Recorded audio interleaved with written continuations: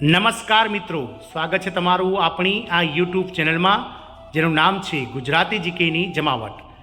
તો મિત્રો, ગત 4 ડિસેમ્બર 2024ના રોજ ગુજરાત સરકારના નાણાં વિભાગ દ્વારા ગુજરાત સરકારના 9.44 લાખ કર્મચારીઓને અતિ મહત્વની ભેટ આપતો પરિપત્ર જાહેર કરવામાં આવ્યો હતો. આજના વિડીયોમાં વિગતવાર જાણીએ કે ગુજરાત સરકારના નાણાં વિભાગ દ્વારા કર્મચારીઓ માટે અને કર્મચારીઓના હિતમાં જે અતિ મહત્વનો પરિપત્ર જાહેર કર્યો છે તેનો વિષય શું છે અને શું લાભ આપવા જઈ રહી છે સરકાર આ કર્મચારીઓને, તેને લઈને વિડીયોમાં વિગતવાર ચર્ચા કરીએ. તો વિડીયોના અંત સુધી તમે બન્યા રહો.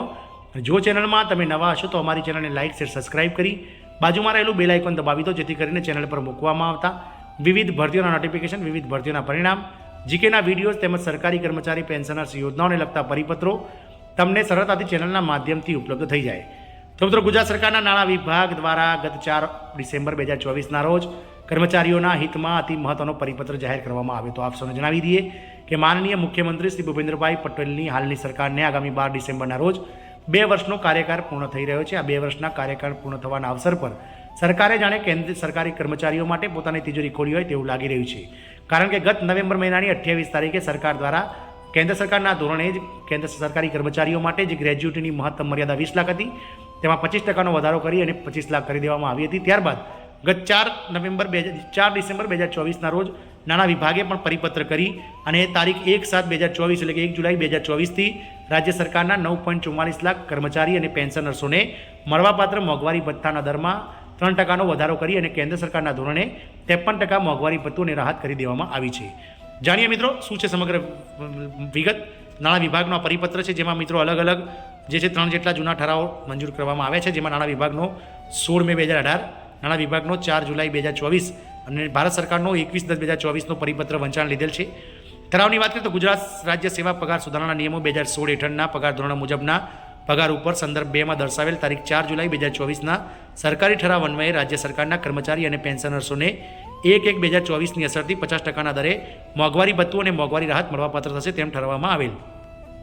વાત કરીએ ઉપર સંદર્ભ 3માં દર્શાવેલ ભારત સરકારના 21 ઓક્ટોબર 2024ના ઓફિસ મેમોરેન્ડમથી કેન્દ્ર સરકારના કર્મચારીઓના કિસ્સામાં તારીખ 1 જુલાઈ 2024ની અસરથી હાલમાં ચૂકવવામાં આવતા મોંઘવારી ભથ્થાના 50%ના દરમાં વધારો કરી 53% દરે મોંઘવારી ભથ્થું ચૂકવવાનું ઠારવવામાં આવેલ. રાજ્ય સરકારના કર્મચારી અને પેન્શનર્સના મોંઘવારી ભથ્થામાં પ્રવર્તમાન 50%ના દરમાં તારીખ 1 જુલાઈ 2024થી 3%નો વધારો કરી 53% કરવા અંગેની બાબત સરકારશ્રીના વિચારણા હેઠળ હતી. પુખ્ત વિચારણાને અંતે રાજ્ય સરકારના કર્મચારીઓ અને પેન્શનરોના કિસ્સામાં નીચે દર્શાવ્યા મુજબના મોંઘવારી દરોનું ભથ્થું મંજૂર ઠરાવવામાં આવે છે.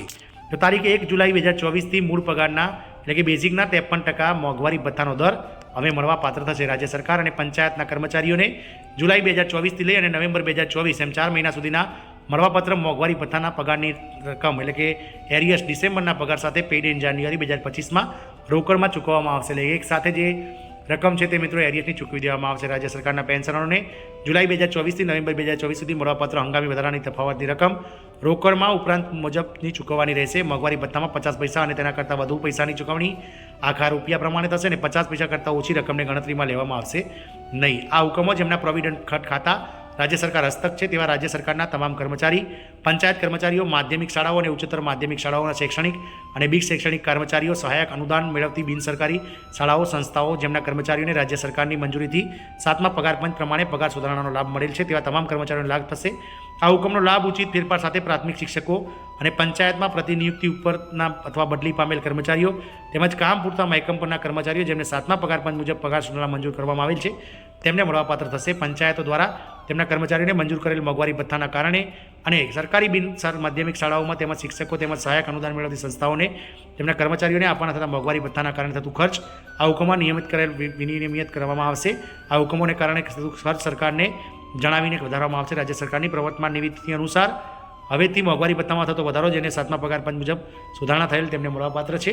આ હુકમો અખિલ ભારતીય સેવા એટલે કે AIS અધિકારીઓને પણ લાગુ પડશે. રાજ્ય સરકારનો આ અતિ મહત્વનો નાયબ સચિવનો પરિપત્ર છે. આમ સરકારી કર્મચારી રાજ્ય સરકારના 9.44 લાખ જે છે તેમના માટે મોંઘવારી ભથ્થામાં વધારો કરતો આ મહત્વનો પરિપત્ર નાણાં વિભાગનો થયો છે. જય હિન્દ, અસ્તુ.